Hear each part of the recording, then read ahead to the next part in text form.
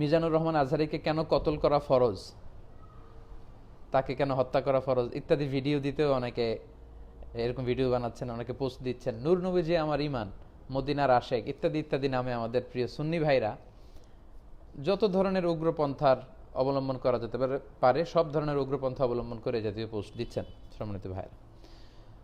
তো এজন্য আমি বলে রাখা ভালো যে যে বিষয়টি নিয়ে এখন সবচেয়ে বেশি কথা হচ্ছে যে আম্মাজান খাদিজাতুল কুবরা আর আত্মহারাকে নিয়ে আমি কিছু শব্দ হয়তো চয়ন করেছি, এগুলো নিয়ে অনেকে কথা বলছেন। আসলে এখানে কনটেক্সটটা দেখতে হবে।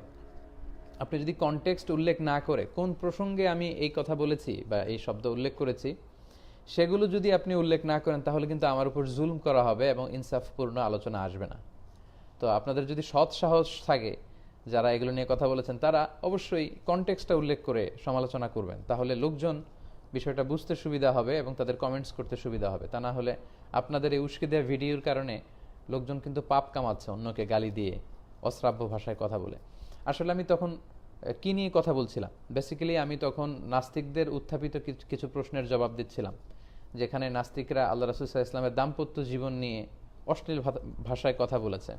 একটা পেজ ছিল, এখন এটা ব্যান করা হয়েছে খুব সম্ভব, ধর্মকারী, যেখানে আল্লাহ রাসূল সাল্লাল্লাহু আলাইহি ওয়াসাল্লামের সাথে ওনার প্রিয়তমা স্ত্রীদের কী কী সম্পর্ক, দৈহিক সম্পর্ক থেকে শুরু করে ইত্যাদি বিষয়কে খুব অশ্রাব্য ভাষায়, কুরুচিপূর্ণ ভাষায় সেখানে উল্লেখ করা হয়েছে। এবং সেখানে বলা হয়েছে যে আল্লাহ রাসূল সাল্লাল্লাহু আলাইহি ওয়াসাল্লাম নারী দেহের প্রতি লোভী ছিলেন, লোভাতুর ছিলেন নারীর দেহ ভোগ করার জন্য, বলে আয়াতু বিল্লাহ, নাউযু বিল্লাহ।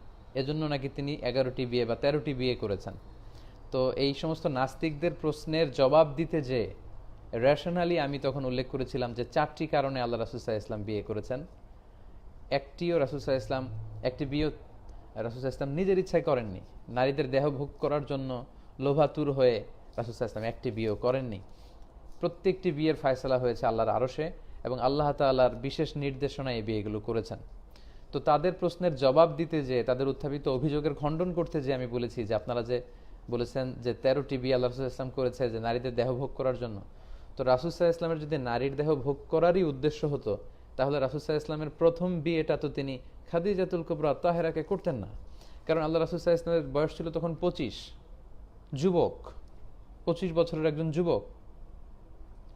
তো যৌবনের এই মোক্ষম সময়টা তো উনি ওনার চেয়ে বয়স্ক একজন নারীকে কেন বিয়ে করবেন? 40 বছর বয়স্ক একজন নারীকে, যার স্বামী মারা গিয়েছে, বিধবা বা তালাক প্রাপ্তা, আমি তালাক খাওয়া, তালাক খেয়েছে, এই শব্দটা নিয়ে অনেকে আপত্তি করছেন। এবং উনি বলেছিলাম যে ভার্জিন ছিলেন না, মানে কুমারী ছিলেন না, যেহেতু ওনার আগে 2টি সংসার হয়েছে, অনেকগুলো সন্তান উনি জন্মদান করেছেন ওই সংসারের, তার স্বামীরা ইন্তেকাল করেছে, তিনি বিধবা হয়েছেন কিংবা তালাকপ্রাপ্তা হয়েছেন, ফলে তিনি কুমারী ছিলেন না। এটা তো সুস্পষ্ট যে আল্লাহ রাসূল সাল্লাল্লাহু আলাইহি ওয়াসাল্লামের কেবল একজন মাত্র স্ত্রী ছিল কুমারী নারী, তিনি হচ্ছেন আম্মাজান আয়েশা রাদিয়াল্লাহু তাআলা আনহা। তো খাদিজাতুল কুবরা আত-তাহেরা তিনি কুমারী ছিলেন না, তিনি তালাকপ্রাপ্তা ছিলেন, বয়স্কা ছিলেন। আমি বলেছিলাম যে প্রৌঢ়া নারী, প্রৌঢ়া হচ্ছে বয়সের একটি সময়, মানুষের বয়সের অনেকগুলো ধাপ থাকে, শৈশব, কৈশোর, যৌবন, প্রৌঢ়ত্ব এবং শেষে বার্ধক্য। তো বয়সের দিক থেকে উনি প্রৌঢ়া নারী ছিলেন, কুমারী ছিলেন না, বিধবা ছিলেন, বলেছিলাম উইডো, আরবিতে যেটাকে বলা হয় আরমালা। তো রাসূল সাল্লাল্লাহু আলাইহি ওয়াসাল্লাম যদি নারীর দেহ ভোগ করার জন্য এতগুলো বিয়ে করে থাকতেন তাহলে তো উনি এইরকম একজন নারীকে বিয়ে করার কথা ছিল না। তখন রাসূল সাল্লাল্লাহু আলাইহি ওয়াসাল্লাম ওনার চেয়ে অনেক কম বয়সী একজন নারী, 14 বছরের, 15 বছরের, ষোড়শী, তন্নি, অষ্টাদশী একজন নারীকে বিয়ে করার কথা ছিল, যার আগে বিয়ে হয়নি, যার আগে কোনো বিয়ে হয়নি, ইনট্যাক্ট। এই প্রসঙ্গটা বলতে যে আমি বলেছিলাম যে ইনট্যাক্ট, আগে বিয়ে হয়নি, আগে কোনো সংসার হয়নি, আগে কোনো কারোর সাথে দাম্পত্য জীবন হয়নি, এরকম একজন অল্প বয়স্কা সুন্দরী নারী দেখে তিনি বিয়ে করার কথা ছিল। কিন্তু আল্লাহ রাসূল সাল্লাল্লাহু আলাইহি ওয়াসাল্লাম এমনটি করেননি। তিনি তার চেয়েও বেশি বয়সের, বয়স্কা, তালাকপ্রাপ্তা, কুমারী নন, এরকম একজন নারীকে, আগে 2টি সংসার হয়েছে, অনেকগুলো সন্তানও তার ছিল আগের সংসারের, এই প্রসঙ্গে মূলত আমি এই কথাটা বলেছি। বিশেষ করে আল্লাহ রাসূল সাল্লাল্লাহু আলাইহি ওয়াসাল্লামের বিরুদ্ধে উত্থাপিত জবাবকে খণ্ডন করতে যেয়ে, আল্লাহ রাসূল সাল্লাল্লাহু আলাইহি ওয়াসাল্লামকে নির্দোষ প্রমাণ করতে যেয়ে, যে এটা রাসূল সাল্লাল্লাহু আলাইহি ওয়াসাল্লাম নিজের ইচ্ছায় করেননি, আল্লাহর আদেশে করেছেন। যদি নারী লোভী হতেন তাহলে আল্লাহ রাসূল সাল্লাল্লাহু আলাইহি ওয়াসাল্লাম বিধবা বিয়ে করতেন না, ওনার চেয়ে বেশি বয়স্ক করতেন না, কুমারী নারী দেখে, অল্প বয়স্ক নারী দেখে করতেন। এই প্রসঙ্গে দিস ওয়াজ মাই কনটেক্সট, এটা ছিল কনটেক্সট। এইটার কাট পিস করে আগে পিছে কেটে দিয়ে 2 সেকেন্ডের 5 সেকেন্ডের ভিডিও এনে দাঁড় করানো হচ্ছে। আপনি দেখবেন যে আম্মাজান খাদিজাতুল কুবরা আত-তাহেরার মানাকিব যখন আমি বর্ণনা করেছি অন্য মাহফিলে, যেখানে আমি 6 জন মহিয়সীর নারীর জীবনী নিয়ে কথা বলেছি, আমরা দিনের বেলা অনেক সময় সকালে নারী সমাবেশ করি, তো সেখানে আমি সবসময় আমার প্রিয় বোনদেরকে, শ্রোতাদেরকে বলি যে আপনাদের জন্য 6 জন নারীর জীবনী পড়া বাধ্যতামূলক। It's compulsory, mandatory for every মুসলিমা, এভরি উইমেন। আপনাদেরকে এটা পড়তে হবে, ঘরে 6 জনের জীবনী রাখতে হবে। তখন আপনি খেয়াল করবেন যে আম্মাজান খাদিজাতুল কুবরা আত-তাহেরার আলোচনাতে আমি বলেছি যে প্রথম নারী যিনি ইসলাম কবুল করেছেন, কতটা যে প্রতিভক্ত ছিলেন তিনি। She was A shelter for our beloved prophet Muhammad সাল্লাল্লাহু আলাইহি সাল্লাম। ছাতার মতো তিনি রাসূল সাল্লাল্লাহু আলাইহি ইসলামকে ছায়া দিয়ে রেখেছেন। ওনার কাছে আসলে রাসূল সাল্লাল্লাহু আলাইহি ইসলাম সারাদিনের সব দুঃখ বেদনা ভুলে যেতেন। আকাশ থেকে একজন নারীকে আল্লাহ তাআলা সালাম দিয়েছেন, তিনি হচ্ছেন আমাদের প্রিয় আম্মাজান খাদিজাতুল কুবরা আত-তাহেরা। এবং সহিহ মুসলিমের বর্ণনায় আল্লাহ রাসূল সাল্লাল্লাহু আলাইহি ওয়াসাল্লাম বলেছেন, ওয়া ইন্নী কদ রুজিকতু হুব্বাহা, খাদিজার ভালোবাসাকে আমার অন্তরে আল্লাহ রিজিক হিসেবে দান করেছে। এবং আল্লাহ রাসূল সাল্লাল্লাহু আলাইহি ওয়াসাল্লাম বলতেন, হে আল্লাহ, কিয়ামতের দিন যখন কেউ কাউকে চিনবে না, আমি আমার প্রিয় খাদিজাকে যেন তখন ভুলে না যাই। ওনার জীবদ্দশায় অন্য কোনো স্ত্রীকে তিনি গ্রহণ করেননি। 25 বছর, দীর্ঘ 25টি বছর আল্লাহ রাসূল সাল্লাল্লাহু আলাইহি ওয়াসাল্লাম খাদিজাতুল কুবরা আত-তাহেরা ওনার সাথে সংসার করেছেন। তার মানে রাসূল সাল্লাল্লাহু আলাইহি ওয়াসাল্লামের জীবনের সুন্দর সময়টা তিনি আম্মাজান খাদিজাতুল কুবরা আত-তাহেরার সাথে কাটিয়েছেন। ওনার এই জাতীয় যত সুন্দর সুন্দর গুণাবলী আছে, যেগুলো আমাদের বোনদের মডেল হিসেবে ওনাকে নেওয়া দরকার, তখন কিন্তু আমি এই আলোচনা করেছিলাম, কারণ তখনকার কনটেক্সট ছিল ভিন্ন। আর যেখানে আমি অ্যাথিস্টদের, নাস্তিকদের উত্থাপিত অভিযোগের জবাব দিচ্ছিলাম যে রাসূল সাল্লাল্লাহু আলাইহি ওয়াসাল্লামের পলিগ্যামি, বহু বিবাহের কারণ এই নয় যে তিনি নারী আসক্ত, বরং এগুলো হয়েছে আল্লাহর অর্ডারে, আল্লাহর বিশেষ নির্দেশনায়। তখন কিন্তু আমি বলেছিলাম যে খাদিজাতুল কুবরাকে কেন তিনি বিয়ে করলেন, উনাকে বিয়ে না করে তো একজন কুমারী মেয়ে বিয়ে করার কথা ছিল। তো এটা ছিল কনটেক্সট, সম্মানিত ভাইরা। তো আমাদের এই 2-4 বছর আগের আলোচনাকে এরকম ছোট্ট ছোট্ট করে কেটে আসলে আমাদের প্রিয় সুন্নি ভাই যারা নিজেদেরকে বলেন যে আমরা সুন্নিয়াতের ধারক বাহক, এটা আল্লাহ রাসূলের কোন ধরনের সুন্নত আমার জানা নেই।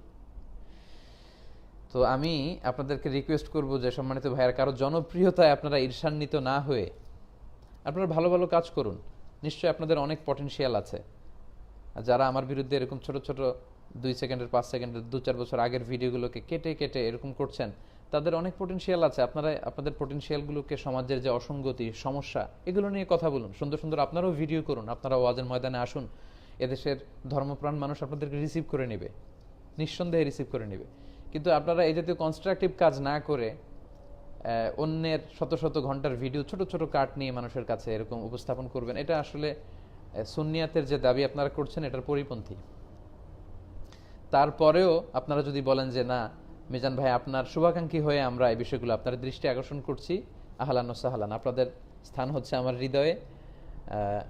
আমি পরে ভিডিওটা আমি শুনলাম, তো আমি খেয়াল করলাম যে আসলে ভিডিওটার কনটেক্সট ছিল ভিন্ন, সে কারণে এই শব্দগুলো এসেছে। তালাক খাওয়া, তালাক খাইছে, এরকম কয়েকটা শব্দ আমি বলে ফেলেছি আসলে, বা কোন প্রেক্ষাপটে বলেছি আমি বলেছিলাম। তারপরেও শব্দগুলো হয়তো ততটা সুন্দর ছিল না, আমি দুঃখ প্রকাশ করছি। এবং আজকের এই ভিডিওর মধ্য দিয়ে যে সমস্ত শব্দগুলো আম্মাজান খাদিজাতুল কুবরা আত-তাহেরার সাথে সুন্দর ছিল না, বেমানান ছিল, I expunged all the words doesn't goes to the status of সাইয়্যিদাতুনা খাদিজাতুল কুবরা আত-তাহেরা। যে শব্দগুলো খাদিজাতুল কুবরা আত-তাহেরার সাথে বেমানান, এই শব্দগুলোকে, শব্দমালাগুলোকে আজকের এই লাইভের মধ্য দিয়ে আমি প্রত্যাহার করে নিচ্ছি। আল্লাহ আমাকে ক্ষমা করুক, আল্লাহ আমাকে সহি দ্বীন প্রচারের আরও বেশি তৌফিক দান করুক।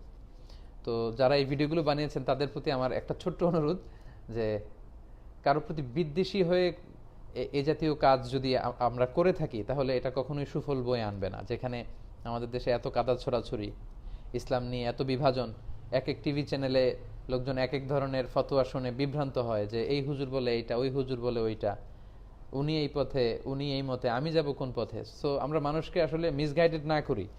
আমরা একজন মানুষের ভালো ভালো দিকগুলোকে যদি এপ্রিসিয়েট করার সুযোগ হয়, সেটা যেন আমরা করি। আমরা যেন বিদ্বেষী না হই, কারোর ব্যাপারে হৃদয়ে যেন হিংসা পোষণ করে না রাখি। যারা আমার হেইটার্স আছেন, আমার বিরুদ্ধে ভিডিও মেক করেন ছোট ছোট 2 সেকেন্ডের 5 সেকেন্ডের গুলো একসাথে করে, তাদেরকেও আমি অন্তরের অন্তঃস্থল থেকে ধন্যবাদ জানাই। কারণ অন্তত আমার আলোচনাগুলো আপনি শুনেছেন।